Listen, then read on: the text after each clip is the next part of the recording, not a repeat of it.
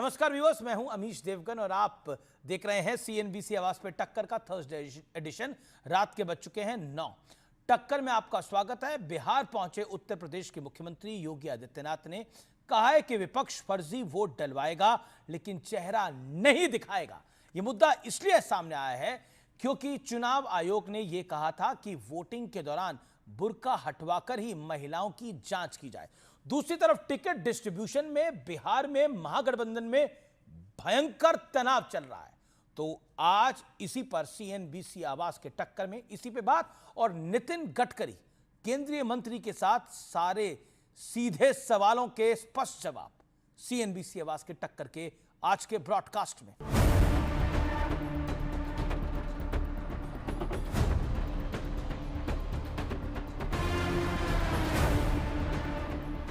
बिहार चुनाव में अब जबरदस्त एक्शन शुरू हो गया है। आज मुख्यमंत्री योगी आदित्यनाथ बिहार के चुनावी मोर्चे पर थे, जहां उन्होंने विपक्षी दलों पर जोरदार प्रहार किया। कांग्रेस और आरजेडी ने एक सगोपा छोड़ा है कि विकास नहीं बुर्का चाहिए। फर्जी वोट डलवाएंगे लेकिन चेहरा नहीं दिखवाएंगे। सवाल है कि क्या यूपी की तरह बिहार में चुनाव में भी 80-20 वाला संदेश दिया जा रहा है।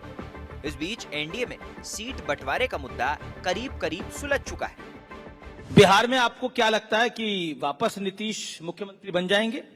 देखिए, हमारी एनडीए की सरकार निश्चित रूप से आएगी। नीतीश ही मुख्यमंत्री होंगे? और चुनाव चुनकर जीतने के बाद आए हुए एमएलए एनडीए भाजपा की हाईकमांड और जेडीयू की हाईकमांड तय करेगी। लेकिन दूसरी तरफ विपक्षी महागठबंधन में सिर फुटौल जारी है। बीजेपी तो यहां तक आरोप लगा रही है कि दिल्ली दरबार से कांग्रेस के कुछ दिग्गज नेता जैसे ही पटना एयरपोर्ट पहुंचे तो वहां पर मौजूद कुछ लोगों ने मुर्दाबाद के नारे लगाने शुरू कर दिए। इसी दौरान कार्यकर्ताओं के बीच मारपीट भी होने लगी और लात घूंसे चलने लगे। आरोप तो ये भी लगे कि पैसे लेकर टिकट बांटे जा रहे हैं। महागठबंधन टूट के कगार पे है। सीटों का ऐसी लड़ाई है कि एक महागठबंधन का कार्यकर्ता दूसरे महागठबंधन के कार्यकर्ता के वोट काट रहा है, सीट उसको नहीं आने दे रहा और आपसी लड़ाई चरम सीमा पर पहुंच चुकी है। इस बीच लालू राज की याद दिलाते हुए नीतीश कुमार ने दिलचस्प बयान दिया है। हम लोगों के पहले जो सरकार थी लोगों की, याद है ना पहले क्या स्थिति थी? शाम के बाद कोई घर से बाहर नहीं निकलता था। हम भी केंद्र में थे और जहां कहीं भी जाते थे तो हम शाम के बाद अपने जाते थे और लोगों के घर में जाकर के हम मिलते थे। लेकिन आज सबसे बड़ा सवाल है कि बिहार में सीएम योगी की एंट्री बड़ा सियासी ट्विस्ट लाने वाली है। आज इसी पर होगी देश की सबसे बड़ी बहस। बुर्का वर्सेस विकास, बिहार में 80-20 का दाव। तो बुर्का बनाम विकास, बिहार में 80-20 का दाव। लेकिन मगध के महायुद्ध में 80-20 की एंट्री का विश्लेषण। तथ्य नंबर 1, 2022 के यूपी चुनाव में 80-20 से जबरदस्त सफलता दिलाई। हरियाणा महाराष्ट्र में बटोंगे तो कटोंगे से भारी कामयाबी मिली। दूसरा तथ्य, 80-20 और बटोंगे तो कटोंगे का मुद्दा बीजेपी के लिए जातिवाद की सबसे बड़ी काट है और विपक्ष जात में बांटकर खेल करना चाहता है। बीजेपी इस खेल को बदलना चाहती है। तीसरा बड़ा तथ्य, बीजेपी की उम्मीद है कि इस मुद्दे पर अगड़े पिछड़े और दलितों में भेद की विपक्षी चाल नाकाम हो जाएगी। तीसरा बड़ा तथ्य आपके समक्ष है। लेकिन चौथा बड़ा तथ्य है, घुसपैठियों वाले कोर मुद्दे को भी 80-20 से और धार देने की तैयारी है। पांचवा बड़ा तथ्य, महाराष्ट्र चुनाव में पीएम मोदी का एक है तो सेफ है का नारा मजबूती से बुलंद किया था और बीजेपी को बम्पर वोट मिले थे, बम्पर जीत मिली थी। छठा तथ्य, महाराष्ट्र चुनाव में सीएम योगी ने 12 रैलियां करी थी, 11 सीटों पर बीजेपी जीती थी। स्ट्राइक रेट 92% का रहा है। बड़ा सवाल क्या है? बड़ा सवाल यह है कि क्या बिहार में बीजेपी का ट्रायल एंड टेस्टेड फॉर्मूला काम आ जाएगा? इसी बड़े सवाल के साथ बड़े मेहमानों के पास में जाऊंगा। साथ ही नितिन गडकरी के साथ एक्सक्लूसिव बातचीत भी करेंगे। मेरे साथ डॉक्टर अजय आलोक है, मेरे साथ भारतीय जनता पार्टी के प्रवक्ता वारिस पठान है, मेरे साथ अतुल लौंडे पाटिल हैं, कांग्रेस पार्टी के प्रवक्ता, उनका अभिनंदन है। डॉक्टर अनुराग गुदरिया हैं, मेरे साथ अश्विनी उपाध्याय हैं, जाने माने वकील हैं और पॉलिटिकल एक्सपर्ट हैं, सोशल एक्सपर्ट हैं। आप तमाम लोगों का स्वागत है इस चर्चा के अंदर। लेकिन लौट के बीजेपी 80-20 पे आई। अजय आलोक, अरे अमित जी क्या इधर उधर की बातें कर रहे हैं। आज 16 तारीख है ना, 16 अक्टूबर। 16 नवंबर को आप डिस्कस कीजिएगा मुझसे, यहीं पे इसी समय में हम लोग डिस्कस कर रहे होंगे कि सरकार बन रही है, मंत्री कौन कौन बनेगा, उप मुख्यमंत्री कौन कौन रहेगा, विभाग किसको दे रहे हैं, क्या बात कर रहे हैं। भारतीय जनता पार्टी की 5वीं-6ठी बार लगातार सरकार। एजेंडा खत्म, चुनाव फिनिश, राहुल गांधी के शब्दों में सब कुछ खत्म, time face finish. Atul ji घबरा गए हैं। आए मैं बिहार कल से देख रहे हैं माहौल। यहाँ चुनाव नहीं है, यहाँ चुनाव वर्सेस महाविनाश है, और महाविनाश को लोग नहीं लाने वाले। चुनाव तो है और कोई 80-20 नहीं है, नतीजे भी आएंगे। 80-20 अब आप लोगों ने क्या कर रखा है कि आपको लग रहा है चुनाव नहीं है, वो अलग बात है। हम लोग सरकार बनाने के लिए मैं बैठे हुए मानता हूं होंगे। चुनाव है, उस चुनाव को हम बाकायदा कवर करेंगे। कोई हारे जीते, बीजेपी जीते या कांग्रेस जीते, राजद जीते, वो अलग बात है, लेकिन चुनाव तो होगा, वोट तो डालेंगे। क्या आप पब्लिक को फॉर ग्रांटेड ले रहे हैं कि चुनाव खत्म हो गया है, हम ही जीत कर आएंगे, पब्लिक वोट डाले ना डाले? क्या आपको लगता नहीं है ये, और मैं इसको अहंकार नहीं बोलूंगा, मैं बोलूंगा ये ओवर कॉन्फिडेंस है अजय आलोक जी। और इस ओवर कॉन्फिडेंस का कारण क्या है? फिर पलट के ये सवाल आएगा। बिहार में ऐसा ही ओवर कॉन्फिडेंस आप 400 पार का कर रहे थे, 240 आ गए थे। अरे अमित जी बिहार में, अमित जी मैं बोल लूं, आप तो मुझे डांटने लगे यार। मैं डांट नहीं रहा, मैं तो बिहार में प्रश्न पूछ 24 रहा हूं। घंटे बिजली आने के बाद 24 घंटे बिजली देने के बाद आज मुख्यमंत्री जी ने घोषणा की है कि बिहार के एक एक घर में छत पर सरकार की तरफ से सोलर पैनल भी लगा देंगे, और बिहार से बिजली बाहर बेचेंगे, अपनी बनाई हुई बिजली। ये सारी बातें सही है, लेकिन योगी आदित्यनाथ जो आपके स्टार प्रचारक हैं, सारी बातें सही हैं, अब जब एक मिनट में मुझे सवाल तो अजय भाई सुनना पड़ेगा ना। वो कह रहे हैं क्या घुसपैठियों को डकैती डालने की छूट मिले? ये लड़ाई विकास बनाम बुर्के की शरारत की लड़ाई है। राजद को विकास नहीं, बुर्का चाहिए। खत्म करने दीजिए ना, फिर अगला वो कह रहे कांग्रेस और राजद को बुर्का चाहिए। खत्म करने दीजिए, अरे बता रहा हूं, एक लाइन खत्म करने दीजिए, बुर्के पे आते हैं, एक लाइन खत्म करने दीजिए। तो मुख्यमंत्री जी ने जब ये घोषणा कर दी कि अब सोलर भी लगा देंगे, तो बिजली भी आ गई, सोलर भी आ जाएगा, तो लालटेन के लिए खाक पत्ता रखेंगे। काहे लालटेन रखेंगे घर में? पंजा को तो कब का काट के फेंक दिया है यहाँ से। खूनी पंजा 35 साल से बिहार में नहीं आता है, कभी 10, कभी 19, कभी नीतीश जी के दया पे 27 का आंकड़ा नहीं छुआ है इन लोगों ने। Best figure for the last 35 years 27, वो भी जब नीतीश जी के साथ थे तब 2015 के चुनाव में। नहीं तो कभी 4 कंधे मिले, कभी 2 कंधे मिले। खूनी पंजा हट चुका है, तो लालटेन को क्यों जलाना है भाई? उस खूनी पंजे की मदद से अतुल पाटिल, खूनी पंजा को हटा दिया, लालटेन बुझ चुकी है, अब सोलर इलेक्ट्रिसिटी का जमाना है। अब आते हैं आपके बुर्के पे। मेरा बुर्का नहीं है, मेरा बुर्का नहीं है, बुर्के का मुद्दा आप लेके आए हैं। मेरा बुर्का कैसे हो गया? भैया इसलिए लेके आए हैं क्योंकि ये बकायदा गए चुनाव आयोग में शिकायत करने, इनके सारे लेफ्टिस्ट, इस्लामिस्ट, सारे स्कॉलर, वारिस पठान के भाई जैसे लोग आके बैठ गए चिल्लाने की महिलाओं का बुर्का नहीं हटा सकते हैं, ये इस्लाम के खिलाफ है, फलाना के खिलाफ है, ढिमकाना के खिलाफ है। अरे घूंघट नथी महिला नहीं होती हैं क्या हिंदुओं में? पहचान नहीं दिखाती हैं? यही इस्लाम वाली महिलाएं बुर्का पहन के जब मक्का करने जाती हैं तो क्या चेहरा उठा के एयरपोर्ट पे अपना शक्ल नहीं दिखाती हैं? उस वक्त वो इस्लाम के खिलाफ नहीं होता है, और वोट देने के लिए इस्लाम के खिलाफ हो गया। ये लॉ कोई हम लेके आए हैं? टीएन सेशन किसके टाइम में अपॉइंट हुए थे इलेक्शन कमीशन? सबसे पहले उन्होंने ये नियम बनाया था, उस नियम का तब से पालन हो रहा है 1992-93 से, और आज ऑब्जेक्शन हो रहा है। मतलब हार का हर बहाना खोज लो बैठ के। अरे भैया बुर्के वाली महिलाएं भी तुमको वोट नहीं देंगी क्योंकि ट्रिपल तलाक हमने खत्म करवाया, ठीक है ना? ये हलाला फलाला जितना फालतू चीज है हमने खत्म करवाया। मुसलमान महिलाओं को शोषण करने से रोका है हमने। तलाक का भत्ता आपको देना पड़ेगा। मुस्लिम बच्चियों के लिए काम किया है हमने, उनके पढ़ाई की व्यवस्था की है हमने। हज अकेले जा सकती है मुस्लिम महिलाएं, ये हमने किया है, आप लोगों ने नहीं किया था। आप लोग वही चंद फिरका परस्त ताकतों के गोद में बैठे हुए हो, असंप्रदायिक हमको कहते हो। सबसे बड़े जहरीली सांप्रदायिक ये कांग्रेसी हैं और इनका इकोसिस्टम है। ओके, अब आपने बोल दिया। अतुल पाटिल देखिए, अब शांति रहिए। आप पिछले 2.5-3 मिनट बोले और आपने मेरे प्रश्न का जवाब जो था वो 70% तो नहीं दिया, 30% अपनी तरफ से दिया। ओके, अतुल पाटिल आपकी यहां तो खुद ही सर फटा हुआ हो रहा है। आपके बड़े नेता वहां जा रहे हैं, वहां पर एयरपोर्ट पर ही एक विरोध शुरू हो रहा है। क्या आपको लगता है कि इस लड़ाई में एनडीए एक मनोवैज्ञानिक बढ़त लेने की कोशिश कर रहा है? अब वो बुड़के की बात भी लेकर आ गए हैं। नहीं, सरपुटावल्ला तो एनडीए में ज्यादा चल रही है। हमारे यहाँ तो एक आपके यहाँ भी चल रही है, लड़ाई कर रहे हैं। इसका मतलब सुनो ना सर, फुटबॉल एनडीए में चल रही है। हमारे यहाँ तो कैंडिडेट एक सीट के लिए 10-10 12-12 आलोक जी, अतुल पाटिल बीच में नहीं बोले। मैं बीच में बोला नहीं, अतुल पाटिल नहीं बोले बीच में, उनको एक मैं मिनट बीच में दीजिए। नहीं बोला। अभी डरो मत, अभी डरो मत। इतने क्यों डिप्रेस होते हो मेरे भाई? डरो मत, इतना डिप्रेस क्यों होते हो भाई? तो सबसे पहले बात तो यह है कि कोई शायरी सुना रहा है, कोई कह रहा है कि all is not well in NDA, कोई कह रहा है मेरी जाति की वजह से मुझे कम सीटें मिली है। तो ये सारी सरफुटवल तो जो है वो आपको सरफुटवल लगेगी नहीं अमीश भाई।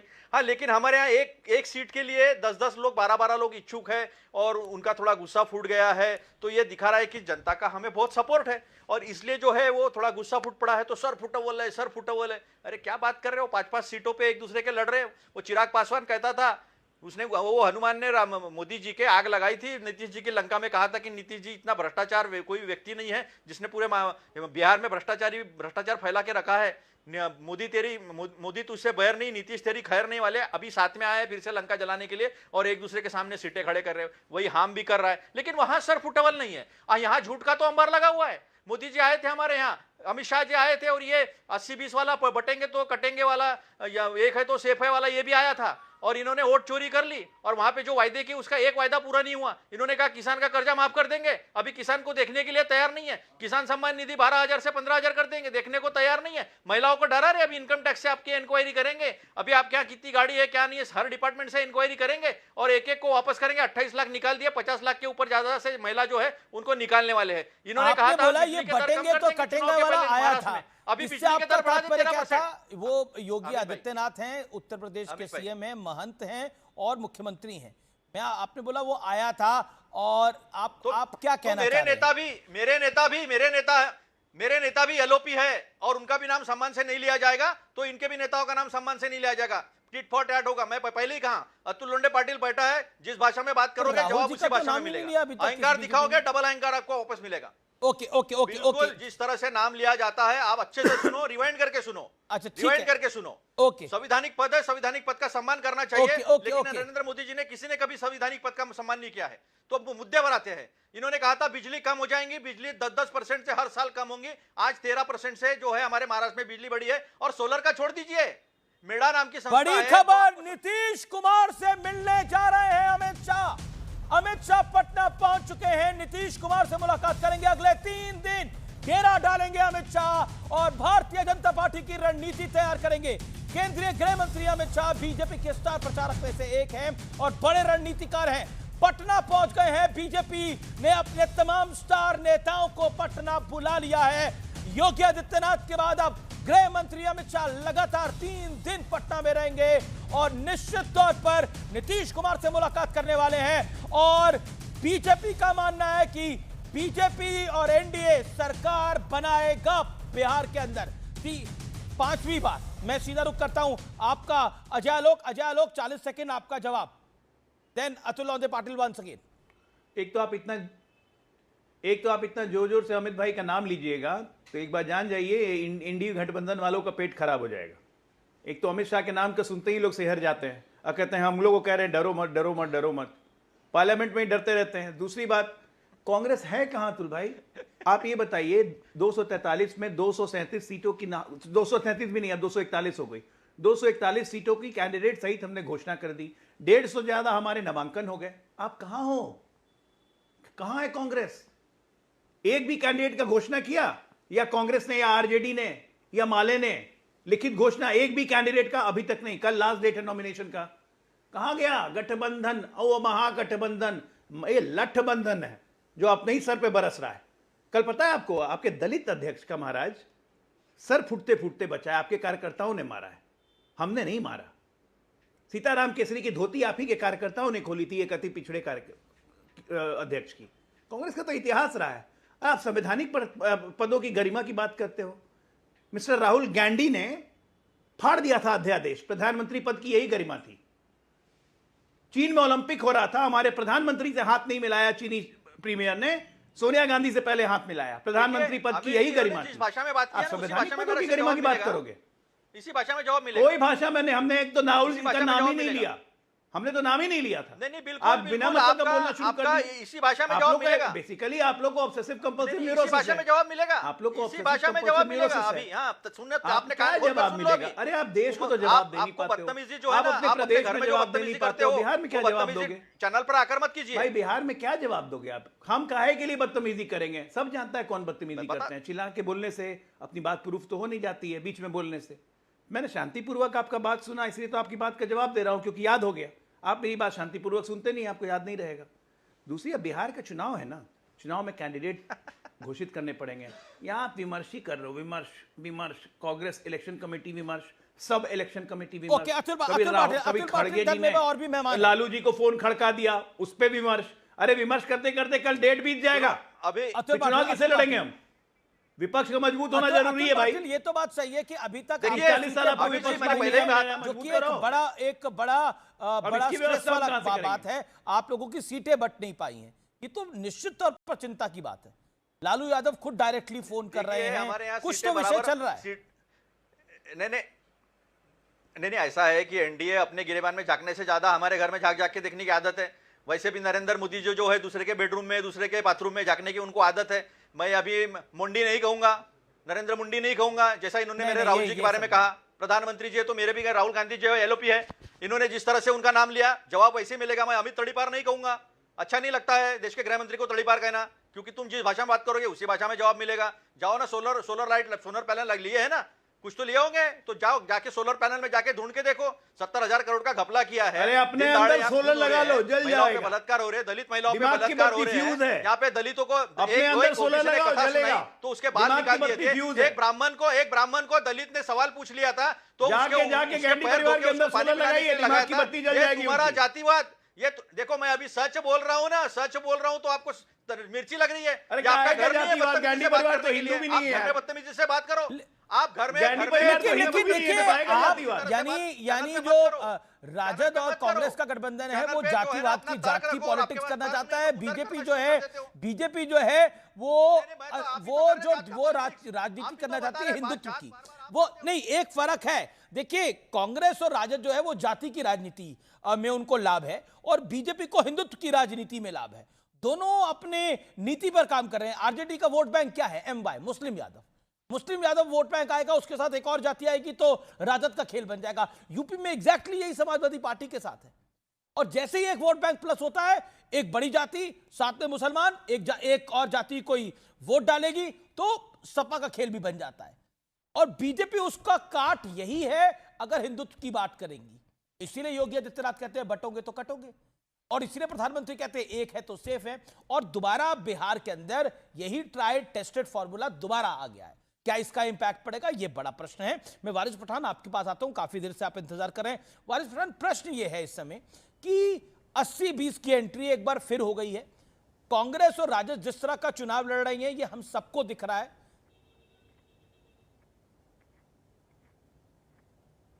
सेकुलर ताकतें एक साथ नहीं है। सुनिए अमीश भाई, जब बीजेपी डरता है मुसलमानों को बदनाम करने की कोशिश करता है और करता ही रहता है।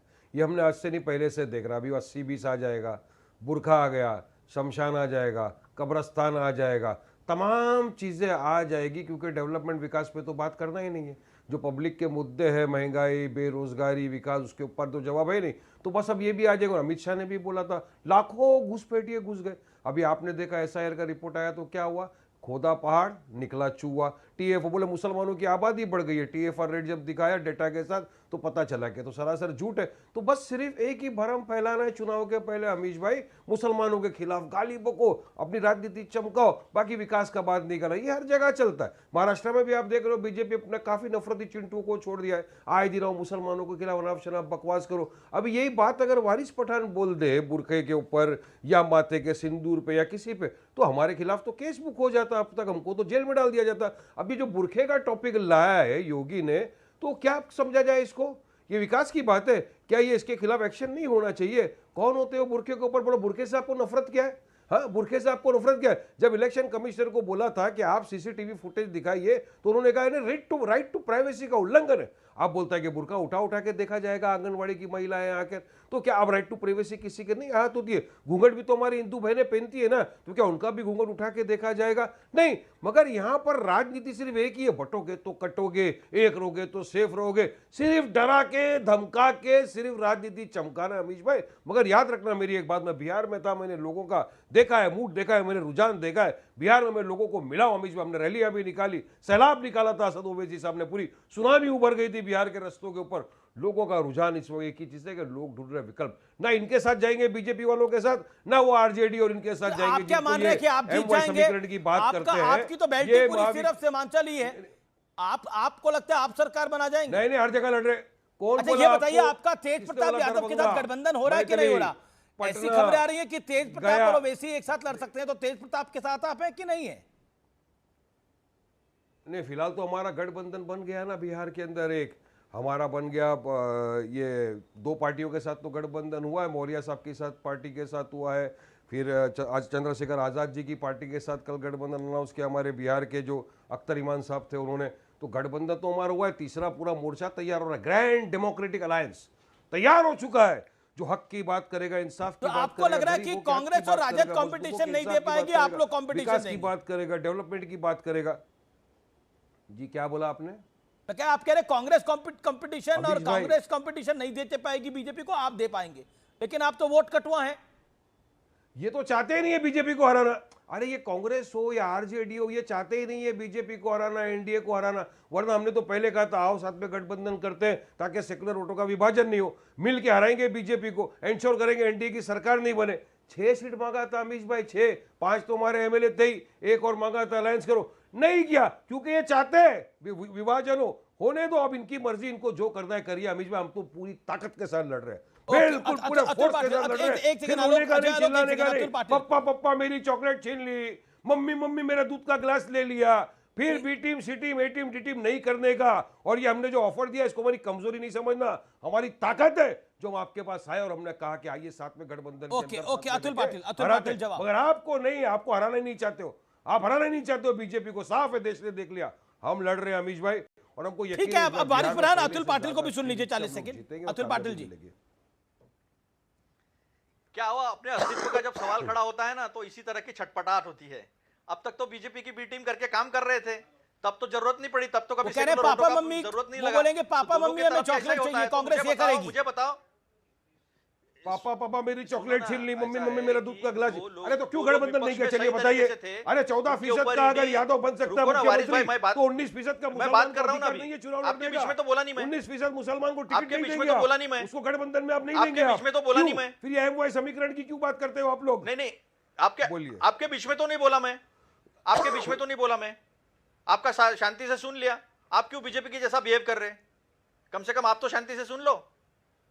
तो मैं कह रहा था ये छटपटाहट जो है वो स्पष्ट तरीके से दिखती है 2014 के बाद, जिस तरह से आपने बीजेपी को जितवाने का काम किया है। अभी कुछ बोलने मत लगाओ और मुंह खोलने मत लगाओ। जो विपक्ष का था सबको ईडी इनकम टैक्स सीबीआई का डर दिखाया गया, किसको नहीं दिखाया गया है ये पूरे महाराष्ट्र में और पूरे देश में सबको मालूम है। बीच में मत बोलो, बीच में मत बोलो, बीच में मत बोलो, बीच में मत बोलो, बीच में मत बोलो। मैं बोला नहीं था, अगर बीच में बोलोगे तो फिर वो आपकी क्या क्या ताकत है और ताकत से लड़ रहे हो लोगों को पता चल जाएगा। तो सवाल यह है, आप अपना लड़िए, आप अपना लड़िए। हमने कभी आपके ऊपर उंगली नहीं उठाई, आप उंगली उठाने की कोशिश न कीजिए। आप अपना लड़ाई लड़िए।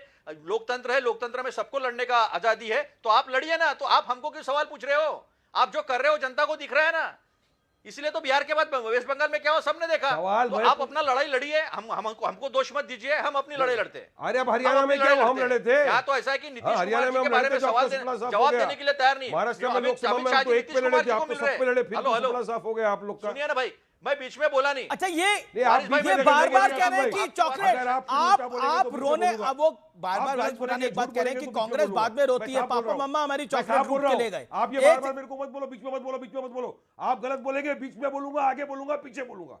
आप गलत बोलेंगे बोलूंगा।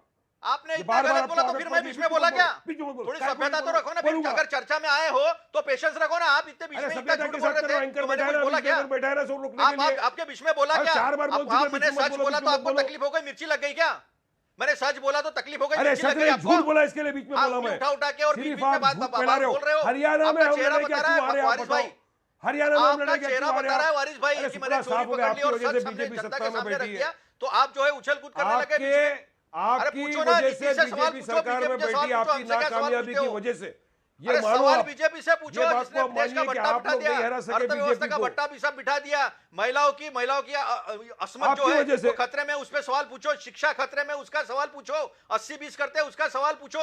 बटेंगे तो कटेंगे उसका सवाल करते हैं। मुसलमानों को डरा के रखा है, उनकी तो फिक्र करो, किसी वोट की फिक्र करोगे? अरे हम तो पूरे देश की बात करते हैं। सब देश को कहते हैं डरो मत, कांग्रेस साथ में खड़ी है, सबको बराबर न्याय देगी और संविधान के साथ न्याय देगी। वो तो नहीं गए, मगर कांग्रेस के बड़ा उछल जाते हो। महाराष्ट्र में लोकसभा का चुनाव है, एक मुसलमान को टिकट नहीं दिया आपने। बीजेपी के सामने दुम मिलाते हो। एक मुसलमान को टिकट नहीं दिया आपने। चलिए मुसलमान की आप क्या बात कर रहे हो? पूछा क्या 70 करोड़ महाराष्ट्र में लोकसभा के चुनाव में इन्होंने गबन किया, उसके ऊपर सवाल पूछा? इतने खून और इतने बलात्कार हो रहे उसके ऊपर सवाल पूछा आपने कभी सवाल उनको?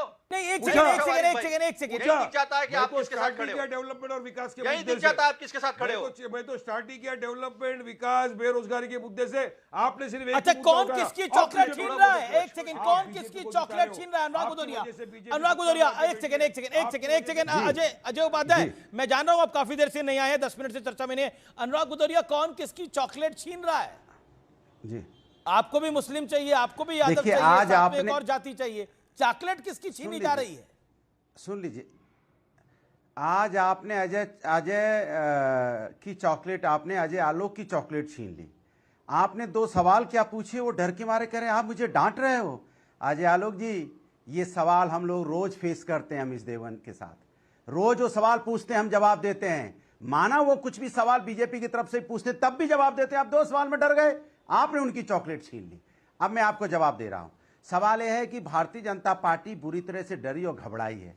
आप देखिए क्या किस तरह की वो राजनीति कर रही है। आप कह रहे हैं लालटेन को, आप वापस लालटेन युग में नहीं जाना। अरे भैया, लालटेन ने रोशनी दी है गरीबों के घर, और एलईडी ने बढ़ाया है बिजली का दर और लोग हो गए बेघर। ये हालत की है आपने तो बिजली का कर बढ़ाया उनके ऊपर में, बिजली का दर बढ़ा के बिजली का कर बढ़ाया और परेशान किया उनको। कहां एलईडी जलती है भैया? इसी लालटेन से पढ़ के लोग देश के प्रधानमंत्री, मुख्यमंत्री, ना जाने कितने आईएएस, आईपीएस, ना जाने कितने पत्रकार और इंडस्ट्रियलिस्ट, ना जाने कितने साइंटिस्ट पैदा हुए, और आप लालटेन को बताने लगे कि नहीं लालटेन युग में नहीं जाना है। तो आपके यहां तो बिजली नहीं आती है। अरे पर लालटेन का युग बीत चुका है अनुराग भदौरिया, सारे जिंदगी तो जी रहा है। आपने 1 मिनट बोल लिया, लालटेन का युग बीत चुका है। लालटेन सिंबल होगा, लेकिन लालटेन का युग बीत चुका है। अरे मेरी बात सुनिए, अब एलईडी का युग आ गया है। उन्होंने लालटेन की, एलईडी का युग आया है, लेकिन बिजली का दर बढ़ा के जो कर हमसे वसूला जा रहा है जनता से, वो उसकी वजह से। अरे वो बात सही है, लेकिन बिजली का दर कितना बढ़ाया हुआ है आपको पता है क्या? बिजली, मेरी बात सुनिए, अब बोलने तो दीजिए। अरे मैं बोलने दे रहा हूं, लेकिन आप भी ट्यूबलाइट की तरह बात कर रहे हैं। दिन तक गायब। अरे मेरी बात ही नहीं, मैं ट्यूबलाइट की तरह आप बात कर रहे हो, मुझे ऐसा लग रहा है ट्यूबलाइट की तरह आप बात कर रहे हो। मैं कितनी आप लालटेन कर जा रहे हो, मैं कह रहा हूं एलईडी का युग आ गया। आप कमाल कर रहे हो, बोलिए। मैं एलईडी का युग आया, मैं क्या एलईडी का युग तो तब चलेगा ना जब बिजली आएगी। जब बिजली नहीं आएगी तो क्या होगा? लालटेन तो जलेगी ना जब बिजली नहीं आएगी। तो भाई बिजली भी तो आनी चाहिए ना। ये कह रहे थे कि अभी हमने सोलर प्लांट लगाने वाले हैं, मुख्यमंत्री ने सोलर की बात की है। अरे 20 साल से क्या कर रहे थे फिर, जब अभी तक सोलर प्लांट नहीं? अरे महाराज, आप मैं कह रहा हूं, आप एलईडी, आप लालटेन को सपोर्ट करिए, लेकिन अपने घर पे कोई लालटेन लगा के खुश नहीं है। सबको एलईडी की रोशनी चाहिए। आपके घर पे लालटेन नहीं है, एलईडी है? बताइए। एक सेकंड रुकिए। मैं अनुराग भाई आपसे पूछ रहा हूं, थोड़ा जाती सवाल है। आपके निवास स्थान पे एलईडी है या लालटेन है? बिल्कुल। हाँ बोलिए। आपके घर पे, मैं चॉकलेट की बात छोड़िए, एलईडी है या लालटेन है? अब तो ट्यूबलाइट भी नहीं है। जवाब सुन लीजिए। अरे जवाब सुन लीजिए ना। मैं आपसे कह रहा हूं कि गांव में जब बिजली चली जाती है, कितने घंटों बिजली गायब रहती है, तो लालटेन से ही तो काम चलता है ना। उसमें बुराई क्या है भाई? सेकंड ऑप्शन है ना लालटेन। कि आप अरे लालटेन की लालटेन- बुराई करने लगे। अरे आप अरे RJD उसके लिए की भी बुराई कर इमरजेंसी सकते लाइट हैं। है अब। आप आरजेडी की बुराई उसके लिए कर भी सकते हैं, इमरजेंसी क्योंकि लाइट है, आपकी सेकंड राजनीतिक ऑप्शन विरोधी है। पार्टी हो आप सकती है। लालटेन पे लालटेन प्राण की दिए बुराई पड़े क्यों हो। करने लग जाएंगे? मुझे लालटेन समझ में नहीं सिंबल आया। अच्छा है, कभी लेकिन लालटेन की पब्लिक को बुराई ना करेंगे, बोलिए कभी साइकिल की बुराई लालटेन करेंगे। अपनाइए। अरे साइकिल हमारा पब्लिक को ना सिंबल बोले है, लालटेन लेकिन अपनाए। साइकिल की बुराई करने का आपको अधिकार नहीं है। आप समाजवादी की कोई बात कह सकते हैं, लेकिन आप लालटेन की बुराई करेंगे, साइकिल की बुराई करेंगे। मैंने तो ये साइकिल समझ के बारे में नहीं आता कुछ है। बोला ही नहीं। साइकिल भी साइकिल गरीबों तो की हेल्दी सवारी है, गाँव साइकिल लोग चलाना तो साइकिल से हेल्दी चलते है। हैं। मैं खुद इससे चलाता हूँ आदमी की साइकिल, हेल्थ भी अच्छी इसमें क्या बड़ी रहती है। बात है? आप भी चलाते हैं तो फिर- साइकिल, तो इस साइकिल बात- चलाना तो तो इसका हेल्दी मतलब है। समाजवादी है क्या? इसके मतलब आप आप बार समाजवादी बार हैं क्या? लालटेन लालटेन लालटेन लालटेन बहुत जरूरी है। इसका लालटेन मतलब हमेशा समाजवादी सेकंड तो नहीं ऑप्शन है, है भाई। आप अगर साइकिल आप चलाते फंस रहे हैं। हैं इस पूरे-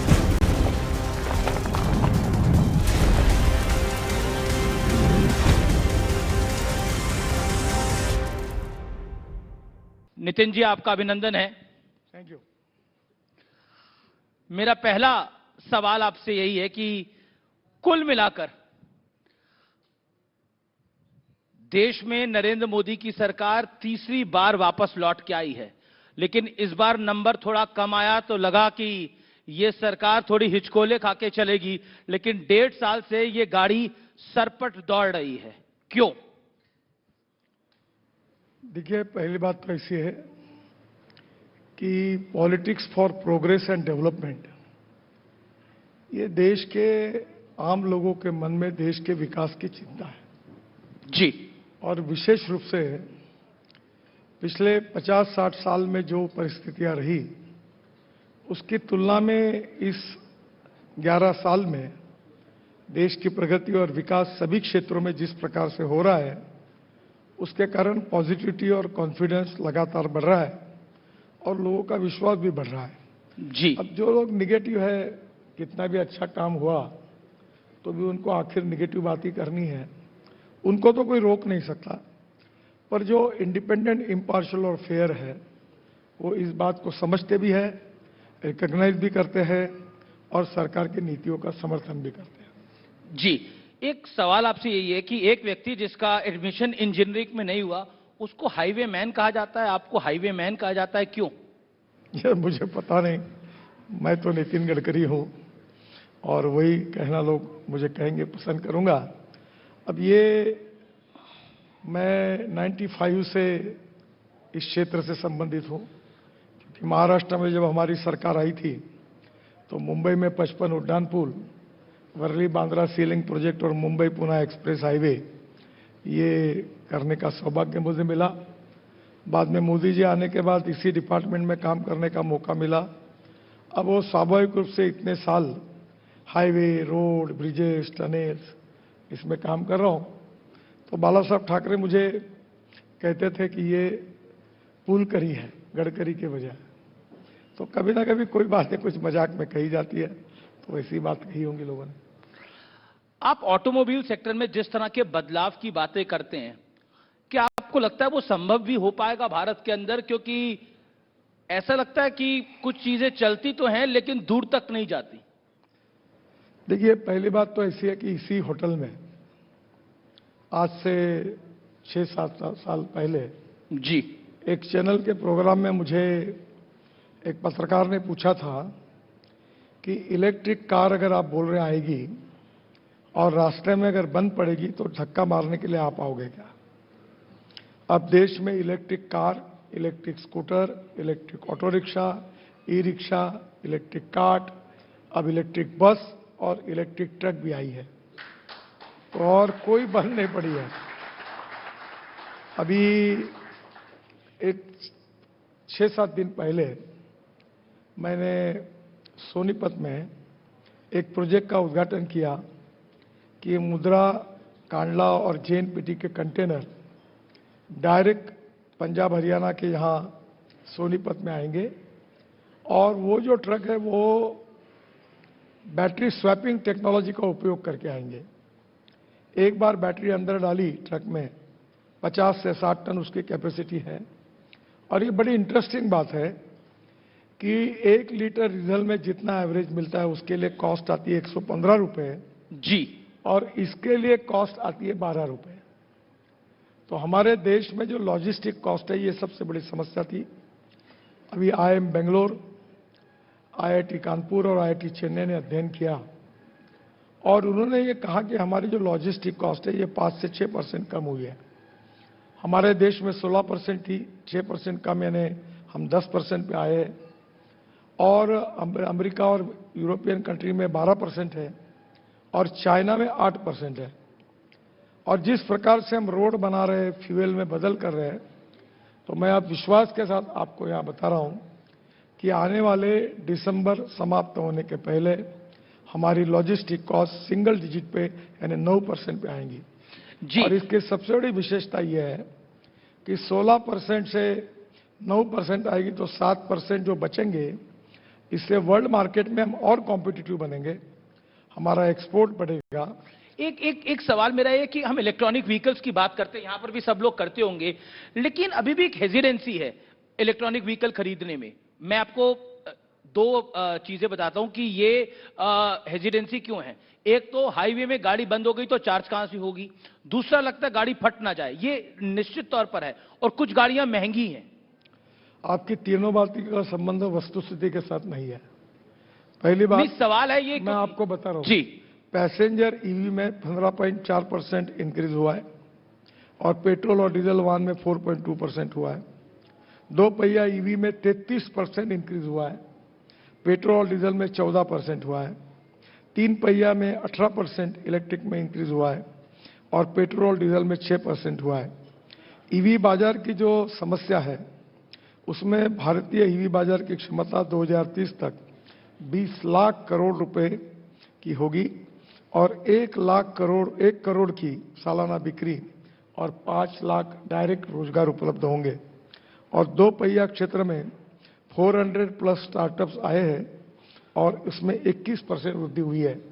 और मैं आपको बड़े अभिमान के साथ बताना चाहता हूं कि हमारे देश की 2 wheeler Bajaj, TVS, hero, Honda, ये सबका 2 व्हीलर का 50% प्रोडक्शन एक्सपोर्ट होता है। आत्मनिर्भर भारत बनाने में हमारा एक्सपोर्ट बढ़ना ये बहुत महत्वपूर्ण इसलिए है कि ये ऑटोमोबाइल इंडस्ट्री है कि 2014 में हम 7वें नंबर पे थे, अभी 6-7 महीने पहले हमने जापान को पीछे डालकर हम तीसरे नंबर पर आए। पहले नंबर पर यूएसए है 78 लाख करोड़, दूसरे नंबर पर चाइना है 49 लाख करोड़ और हम लोग हैं 22 लाख करोड़। और मैं आपको विश्वास के साथ बताना चाहता हूं कि आने वाले 5 साल में हम पहले नंबर पर आएंगे विश्व में और निश्चित रूप से आत्मनिर्भर भारत, यह एक प्रगतिशील समृद्ध भारत का सपना हम पूरा करेंगे। ये इंडस्ट्री है जिसने अभी तक 4.5 करोड़ युवाओं को जॉब दिया। यही इंडस्ट्री है कि जिसने राज्य सरकार और भारत सरकार को जीएसटी के माध्यम से सबसे ज्यादा टैक्स रेवेन्यू दिया और यही इंडस्ट्री है जिसने सबसे ज्यादा एक्सपोर्ट किए। तो मुझे लगता है कि यही हिंदुस्तान की रफ्तार है। गाड़ियां तेजी से दौड़ेगी और इकोनॉमी भी तेजी से दौड़ेगी। अच्छा, गाड़ियां तो तेजी से दौड़ रही हैं, लेकिन ये बीजेपी तेजी से क्यों नहीं दौड़ रही है? अध्यक्ष की दौड़ में पीछे क्यों नजर आ रही है? बीजेपी का राष्ट्रीय अध्यक्ष कब आएगा? ये बहुत बड़ा सवाल है देश का। मैं बीजेपी के पूर्व राष्ट्रीय अध्यक्ष से यह सवाल पूछ रहा हूं। आपने अच्छा कहा कि आप पूर्व अध्यक्ष को सवाल पूछ रहे हैं। मुझे लगता है कि वर्तमान अध्यक्षों को पूछेंगे तो ज्यादा संयुक्तिक होगा, वही आपको बता पाएंगे। कहीं आप तो फ्यूचर अध्यक्ष नहीं हो? नहीं, मैं नहीं मैं बनूंगा नहीं। कोई आपकी योजना भी नहीं है बनने की या बनाने की? मैं बनने की कोई योजना भी नहीं और मुझे भी बनना नहीं। लेकिन आजकल आप न्यूज मेकर हो। न्यूज मेकर इसलिए हो, कांग्रेस कह रही है, और कांग्रेस का क्या आरोप है मैं पढ़ के बता देता हूं। कांग्रेस के कुछ बड़े आरोप है। उनका आरोप है कि गडकरी पॉलिसी बना रहे हैं, उनका बेटा प्रॉफिट कमा रहा है और गडकरी परिवार को एथेनॉल पॉलिसी का सबसे ज्यादा फायदा हुआ है। ये कांग्रेस का आरोप है। इस पर आप क्या जवाब देना चाहते हैं? आज ये बड़ा मंच है। अच्छा किया आपने सवाल पूछा जी। हमारे देश में 1400 करोड़ इथेनॉल सरकार खरीदती है। उसमें से इथेनॉल आने के पहले हमारी शुगर फैक्ट्री थी जो बेटे चलाते हैं और उसमें अल्कोहल बनता था और टोटल सप्लाई में 0.5% से भी कम उसका सप्लाई है। करीब 500-550 उद्योग इथेनॉल सप्लाई करते हैं और सबसे बड़ी बात है कि इथेनॉल का टेंडर निकलता है, पेट्रोलियम मिनिस्ट्री निकलती है और इथेनॉल की प्राइस कैबिनेट में पास होती है। पहली बात, ethanol, methanol, biodiesel, LNG, electric, isobutanol, hydrogen. अभी मैं हाइड्रोजन की गाड़ी में आया हूं जी। मैं ये सब प्रचार इसलिए करता हूं कि हमारे देश में 22 लाख करोड़ रुपए का फॉसिल फ्यूल इंपोर्ट होता है। ये दिल्ली के लोग जानते हैं कि इसके कारण 40% प्रदूषण दिल्ली का फॉसिल फ्यूल के कारण है। लोगों का जिंदगी कम होती जा रही है और 22 लाख करोड़ देश के इकोनॉमी के बाहर जाना, क्या भारत स्वदेशी और स्वावलंबन के आधार पर आत्मनिर्भर नहीं बनना चाहिए? क्या 22 लाख करोड़ का इंपोर्ट खत्म नहीं होना चाहिए? क्या देश में जो प्रदूषण हो रहा है उसके बजाय अल्टरनेटिव और बायोफ्यूल देश में तैयार करके हम प्रदूषण को समाप्त नहीं करना चाहिए? देश के किसान अगर अन्नदाता, ऊर्जादाता, ईंधनदाता बनते हैं तो क्या देश के ग्रामीण क्षेत्र का विकास नहीं होगा? एक छोटी सी बात आपको बताता हूं, लेकिन ये कांग्रेस, एक मेरी बात सुन लीजिए। हमने मक्के से कौन से इथेनॉल बनाने का निर्णय किया, तब मक्के का भाव मार्केट प्राइस 1200 रुपए क्विंटल थी और जैसे ये निर्णय हुआ तो मक्के की प्राइस, मार्केट प्राइस 2800 रुपए क्विंटल हुई। और आज मुझे बताते हुए खुशी हो रही है कि पंजाब, उत्तर प्रदेश और बिहार, दो राज्यों के किसानों में 2800 रुपए प्राइस होने के कारण 45,000 करोड़ रुपए किसानों के जेब में गए। क्या किसानों का भला नहीं होना चाहिए? लेकिन क्या ये पूरा इथेनॉल का मैं बना? कांग्रेस ये बात नहीं समझ रही। कांग्रेस बार बार आरोप लगा रही है अपने कांग्रेस के सोशल मीडिया हैंडल पे, कांग्रेस के प्रवक्ता, कांग्रेस के नेता, कांग्रेस के सोशल मीडिया इन्फ्लुएंसर सभी एक ही तरह की बात लिख रहे हैं कि परिवार को फायदा करने के लिए नितिन गडकरी ने ये पूरा खेल खेला। इससे तो गाड़ियों को नुकसान हो रहा है। उल्टा कांग्रेस के ऑफिशियल हैंडल ने ट्वीट करा है। पहली बात तो ये पूरी बात झूठी है। ARAI करके, पर आप टारगेट क्यों हैं? आप कांग्रेस के टारगेट पे क्यों आ गए हैं अचानक? नहीं, मैं किसी का टारगेट में किसी की चिंता नहीं करता। मुझे ध्यान में आता है 2013 में जब आप दोबारा राष्ट्रीय अध्यक्ष बनने वाले थे तो पूर्ति का मामला सामने आया था जिसमें कुछ नहीं निकला। वो भी झूठा निकला, उसमें कुछ नहीं निकला था। पहली बात तो ऐसी है कि जो बातें हैं उसको कोई वस्तुस्थिति का आधार नहीं। 550 लोग इथेनॉल सप्लाई कर रहे हैं और उसमें 0.05% वो है, वो नहीं के बराबर है। और इसलिए मैं इथेनॉल की बात करता हूं, हाइड्रोजन की बात करता हूं, इलेक्ट्रिक की बात करता हूं, मैं मक्के के किसानों की बात करता हूं, मैं इलेक्ट्रिक की बात करते हुए हाइड्रोजन की गाड़ी में आया हूं। तो ये अल्टरनेटिव फ्यूल और बायोफ्यूल का प्रचार करता हूं तो सब क्या मैं तैयार करता हूं? क्या एक और सब मेरे घर में तैयार होता है क्या? क्या कांग्रेस मैं आपको एक प्रश्न, वो कहते हैं एक कंपनी बनाई और कंपनी का शेयर दोगुना, मतलब जो कहानी वो बता रहे हैं वो मैं बता रहा हूं उनको कोट करते हुए। वो कह रहे कंपनी बनाई, कंपनी का शेयर बहुत बढ़ा दिया गया और फिर ये पॉलिसी लेके आ गई और गाड़ियों को नुकसान हो रहा है, इससे गाड़ियों के इंजन खराब हो रहे हैं। पहली बात, कोई गाड़ी का इंजन खराब नहीं हुआ। ब्राजील में जी 1949 से इथेनॉल शुरू है और अभी मेरे पास एक गाड़ी है फ्लेक्स इंजन की, जो टाटा, अभी टोयोटो की है, अब टाटा, महिंद्रा, टोयोटो, हुंडई सब बना रहे। 100% इथेनॉल। पेट्रोल का भाव 120 रुपए लीटर और इथेनॉल का भाव 65 रुपए लीटर। और मेरी जो इनोवा गाड़ी है जो मैं यूज करता हूं, उसका पेट्रोल के तुलना में एवरेज जो मिलता है, अगर तुलना की जी, तो 25 रुपए लीटर पेट्रोल का भाव आता है। वो 60% बिजली तैयार करती है। क्या इन लोगों के पैसे नहीं बचने चाहिए? क्या देश का इंपोर्ट नहीं बचना चाहिए? क्या दिल्ली प्रदूषण से मुक्त नहीं होनी चाहिए? क्या किसानों को अच्छे भाव नहीं मिलने चाहिए? आखिर ये सब बात किसी व्यक्ति के इंटरेस्ट में थोड़ी। और कल अगर इलेक्ट्रिक कार आई, कल अगर इथेनॉल की फ्लेक्स इंजन की कार आएगी तो राहुल गांधी उसमें घूमेंगे तो उनकी भी बचत होगी, वो नहीं होनी चाहिए। अब रैपिड फायर राउंड की बारी है और मैं जल्दी जल्दी आपसे सवाल पूछूंगा। सबसे बेहतरीन प्रधानमंत्री कौन है, अटल बिहारी वाजपेयी या नरेंद्र मोदी? दोनों भी अच्छे हैं। एक को चूज करना पड़े तो? नहीं, दोनों भी अच्छे हैं। दोनों ही अच्छे हैं। विपक्ष का बेहतर नेता कौन है, राहुल गांधी, अखिलेश यादव या तेजस्वी यादव? देखिए, तो विपक्ष में जो बैठे वो लोग तय करें, मैं क्यों तय करूं? जी जी। और मेरा अगला सवाल जो है वो रैपिड फायर राउंड में ये है, नितिन गडकरी आने वाले 10 साल में अपने आप को कहां देखते हैं? मैं कहीं नहीं देखता। 2-4 रहे न रहे तेरा वैभव अमर रहे मां। मैं इस देश के लिए, ये समाज के लिए जी और गांव, गरीब, मजदूर, किसान के लिए मैं काम करना चाहता हूं। मैं कोई साधु, सन्यासी, त्यागी, तपस्वी नहीं हूं, कॉमन मैन हूं। अपना घर परिवार संभाल कर इस देश के लिए और समाज के लिए अच्छा काम जितना कर सकता उतना करूंगा।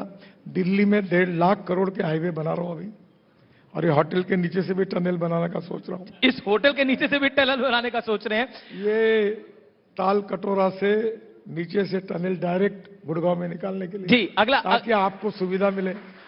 नहीं, बड़ा जाम लगता है। एयरपोर्ट में एयर स्ट्रिप के नीचे से टनल बनी है, द्वारका एक्सप्रेस हाईवे बना, UR2 बना, अब दिल्ली देहरादून बन रहा है। तभी तो आप हाईवे मैन है। मेरा अगला रैपिड फायर राउंड का सवाल आपसे यह है कि आपका परिवार राजनीति में आएगा, यस और नो? मेरे परिवार में कोई राजनीति में नहीं है, और मेरी इच्छा यही है कि हर किसी के परिवार में किसी का लड़का लड़की होना गुनाह नहीं है। मैंने पोस्टर चिपकाने से काम शुरू किया, बिल्कुल, वो भी अपना काम करे और उनको आना है तो आए, पर मेरा लड़का है कर लड़की है करके एकदम सामने आके बैठे, ये नहीं होगा। और मैंने उनको बताया कि मेरी राजनीतिक विरासत पर अधिकार जिन कार्यकर्ताओं ने मुझे बड़ा बनाया उनका है, जी जी, बाकी मेरी संपत्ति है वो सब आपकी। एक लाइन में जवाब। कुछ तस्वीरें आएंगी, मैं तस्वीरें दिखाता हूं, एक एक करके तस्वीरें आएंगी। मुझे भी नहीं पता कौन कौन सी तस्वीरें सिलेक्ट करी है हमारी टीम ने। पहली तस्वीर दिखाई जाए। पहली तस्वीर सामने आ गई है। राहुल गांधी हैं हवाई जहाज के साथ, क्या कहना चाहते हैं आप? कुछ नहीं, हवाई जहाज में बैठकर घूमना चाहते होंगे। जी जी, अब पब्लिक भी कुछ बोल रही है, लेकिन अगली तस्वीर देखते हैं कौन सी आ रही है। आइए दिखाते हैं अगली तस्वीर। देवेंद्र फडणवीस, एकनाथ शिंदे, उद्धव ठाकरे, क्या बोला? बेहतर मुख्यमंत्री कौन? मेरे हिसाब से देवेंद्र फडणवीस ही अच्छे। देवेंद्र फडणवीस शिंदे से भी बेहतर है?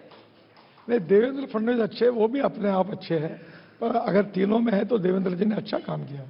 जी, अगली तस्वीर देखते हैं कौन सी आ रही है। आपकी तस्वीर है संघ की शाखा में, क्या कहना चाहते हैं? कुछ नहीं, दशहरे का कार्यक्रम होता है, आपने मेरी तस्वीर केवल दिखाई, उसके बाजू में देवेंद्र भी खड़ा है, उसके बाद तो हम लोग दशहरे के दिन हम हर साल दशहरे के कार्यक्रम में पूरी यूनिफॉर्म में उपस्थित रहते हैं स्वयंसेवक के नाते। जी, गडकरी जी, आपने समय दिया, बेबाकी से आपने सभी सवालों का जवाब दिया, इसके लिए बहुत बहुत धन्यवाद। और मेरा आपको कॉम्प्लीमेंट, आपने काफी वेट रिड्यूस किया है और आप इंस्पिरेशन है देश के कई लोगों के लिए। Thank you so much sir. Thank you very much.